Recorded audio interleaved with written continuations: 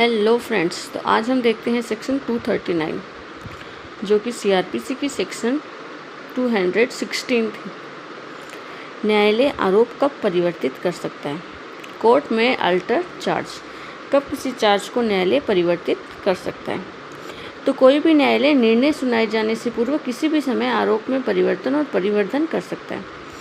इसमें short question बनते हैं कि न्यायालय कब आरोप को परिवर्तित कर सकता है? निर्णय सुनाए जाने के पश्चात, निर्णय सुनाए जाने पर, निर्णय के दौरान। तो निर्णय सुनाए जाने से पूर्व किसी भी समय न्यायालय आरोप में परिवर्तन कर सकता है या परिवर्धन कर सकता है। एनी कोर्ट में ऑल्टर, या तो उसे परिवर्तित कर देगा या फिर ऐड टू एनी चार्ज, कोई और चार्ज उसमें ऐड कर देगा at any time before judgement is pronounced, judgement के प्रोनाउंस से पहले। सेकेंड क्लोज इसका कह रहा है कि ऐसा प्रत्येक परिवर्तन या परिवर्धन, या तो उसको चेंज किया गया या उसमें कुछ ऐड किया गया। परिवर्धन मीन्स कुछ ऐड करना, अल्ट्रेशन तो हो गया परिवर्तन को, और कुछ एडिशन करना वो हो गया परिवर्धन। तो ऐसे परिवर्तन या परिवर्धन को क्या किया जाएगा? अभियुक्त को पढ़कर सुनाया जाएगा और समझाया जाएगा। इसका क्लोज 3 कह रहा है कि यदि आरोप में किया गया परिवर्तन या परिवर्धन ऐसा है कि न्यायालय की राय में विचारण को तुरंत आगे चलाने से अभियुक्त पर प्रतिरक्षा करने में या अभियोजन पर मामले के संचालन में कोई प्रतिकूल प्रभाव पड़ने की संभावना नहीं है, तो न्यायालय ऐसे परिवर्तन या परिवर्धन के पश्चात स्वयं विवेकानुसार विचारण को आगे चला सकता है, मानो परिवर्तन या परिवर्धन आरोप में मूल है। तो ये क्लोज क्या कह रहे हैं? अगर किसी आरोप के चार्ज का जो फ्रेम तैयार किया गया उसमें या तो कुछ परिवर्तित किया गया, चेंज किया गया है, या फिर कुछ ऐड किया गया है, उससे अगर न्यायालय को लगता है कि ऐसा कुछ करने से न्यायालय के समक्ष जो मामले का विचारण चल रहा है उसके दौरान अभियुक्त पर अपनी प्रतिरक्षा करने में, या फिर जो अभियोजन पक्ष है, प्रोसिक्यूशन पक्ष है, उस पर अपने मामले का संचालन करने पर कोई भी प्रतिकूल प्रभाव नहीं पड़ेगा, उनको कोई हार्म नहीं होगा, तो न्यायालय ऐसे परिवर्तन और परिवर्धन को स्वेच्छानुसार चला सकता है। और ये ऐसे ही समझे जाएंगे कि यह आरोप पत्र में शुरुआत से ही थे, ठीक है, कि ये मूल आरोप ही हैं, आरोप पत्र में प्रारंभ से ही थे। आगे है क्लोज 4, यदि परिवर्तन या परिवर्धन ऐसा है। अब ऊपर तो था कि इस पर इफेक्ट नहीं पड़ेगा, नेक्स्ट है इफेक्ट के लिए। तो यदि परिवर्तन या परिवर्धन ऐसा है कि न्यायालय की राय में विचारण को तुरंत आगे चलाने से इस बात की संभावना है कि अभियुक्त या अभियोजक पर पूर्वोक्त रूप से प्रतिकूल प्रभाव पड़ेगा, ठीक है, अगर कुछ चेंजेस किया जा रहा है तो उसे कोर्ट को लगता है कि या तो इस पर ऑफेंडर पर या फिर प्रोसिक्यूशन पर कोई नेगेटिव इफेक्ट पड़ेगा, कोई प्रतिकूल प्रभाव पड़ेगा, तो न्यायालय या तो नए विचारण का निर्देश दे सकता है।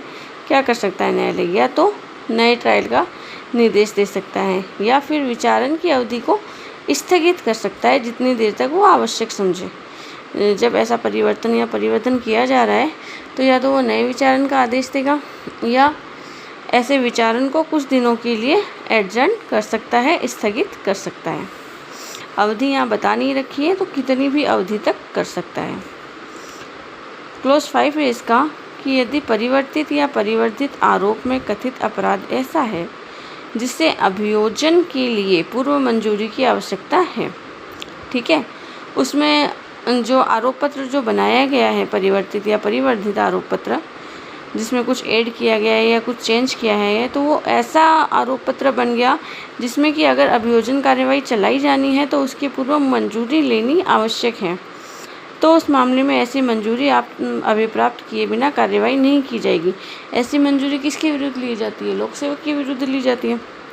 तो ऐसी कोई कार्यवाही नहीं की जाएगी जब तक कि कोई मंजूरी अभिप्राप्त नहीं कर ली जाए, जब तक कि उन्हीं तथ्यों के आधार पर जिस पर कि परिवर्तित या परिवर्तित आरोप आधारित है अभियोजन की पूर्व मंजूरी अभिप्राप्त नहीं कर ली गई है। तो जब तक कि अभियोजन की पूर्व मंजूरी प्राप्त नहीं कर ली जाती है तब तक ऐसा कोई अभियोजन नहीं चलाया जाएगा। अगर न्यायालय को ऐसा लगता है कि उसमें आरोप पत्र में कुछ ऐसा ऐड किया गया जिसके लिए कोई अभियोजन स्वीकृति लेनी आवश्यक है। आगे हम देखते हैं close 240 section 240 BNSS CRPC section 217 important section है, अच्छी सेक्शन है। 216 थी जो थी, न्यायालय कब आरोप में परिवर्तन या परिवर्धन कर सकता है, वेरी इंपॉर्टेंट सेक्शन। इस पे पूरे पे क्वेश्चन बनते हैं। तो जब आरोप परिवर्तित किया जाता है, ठीक है, आरोप को चेंज किया, तब साक्षियों को पुनः बुलाना। देखो यहाँ परिवर्धन नहीं लिखा गया है, ठीक है, तो ये हमें देख के चलना है कि परिवर्धन में कुछ चेंजेस नहीं होगा, साक्षियों को बुलाने वगैरह का, उसमें नए विटनेसेस अपने आप ही जुड़ जाएंगे क्योंकि कोई नया क्लोज जोड़ा गया है। तो यहाँ पर है कि जब आरोप में ही कोई परिवर्तन किया जा रहा है तब साक्षियों को पुनः बुलाया जाना। तो जब कभी विचारण के प्रारंभ होने के पश्चात ट्रायल स्टार्ट होगी, न्यायालय के द्वारा आरोप में परिवर्तन या परिवर्तन किया जाता है। अब इम्पोर्टेंट चीज़ ये है कि आरोप में परिवर्तन कब किया जाता है, तो विचारण के प्रारंभ होने के पश्चात, ठीक है। और ऐसा परिवर्तन या परिवर्तन कब कर सकता है, निर्णय सुनाए जाने से पहले कभी भी कर सकता है, ठीक है। निर्णय सुनाए जाने से पूर्व किसी भी समय किया जा सकता है, लेकिन होगा विचारण के प्रारंभ के पश्चात ही, उससे पूर्व नहीं होगा। ट्रायल स्टार्ट होगी तब आरोप में चेंजेस किए जाएंगे, कुछ एडिशन कुछ ऐड करना है वो किया जाएगा। और ऐसा कब तक किया जा सकता है, जब तक कि जजमेंट नहीं सुना दिया गया, जजमेंट्स के पश्चात नहीं, जजमेंट सुनाए जाने से पहले। 2 क्वेश्चन बन गए। तो जब कभी विचारण प्रारंभ होने के पश्चात न्यायालय के द्वारा आरोप में परिवर्तन और परिवर्धन किया जाता है, तब अभियोजन और अभियुक्त को, दोनों पार्टीज को कहा है कि किसी ऐसे साक्षी को जिसकी परीक्षा की जा चुकी है पुनः बुलाने की या पुनः समन करने की, उसकी ऐसे परिवर्तन या परिवर्धन के बारे में परीक्षा करने की अनुज्ञा दी जाएगी। ऊपर नहीं दे रखा था परिवर्धन को, बट मैंने कहा था कि अंदर में परिवर्धन होगा अगर तो कुछ ऐड हो रहा है तो न्यू विटनेसेस तो जुड़ेंगे ही।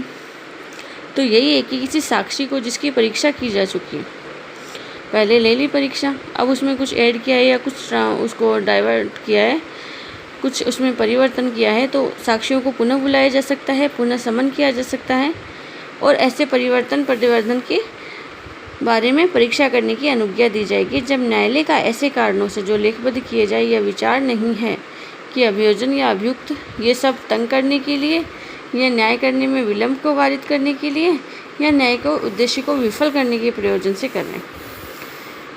तो इसका कंक्लूजन क्या है,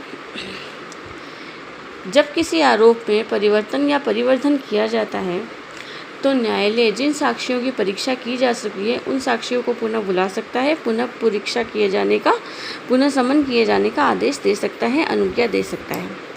किंतु यह तब नहीं किया जाएगा जब अभियुक्त या अभियोजन यह क्या कर रहे हैं, न्यायालय को तंग करने के आशय से कर रहे हैं या न्याय में विलंब हो, न्याय में देरी हो, इस आशय से कर रहे हैं, या अगर ऐसा कोई परिवर्तन या परिवर्धन किया गया तो न्याय का उद्देश्य जो है वो विफल हो जाएगा, तब न्यायालय इसकी मंजूरी नहीं देगा। अन्यथा वो जिन साक्षियों की परीक्षा की जा चुकी है उन्हें पुनः बुला सकते हैं, पुनः उसकी परीक्षा कर सकते हैं।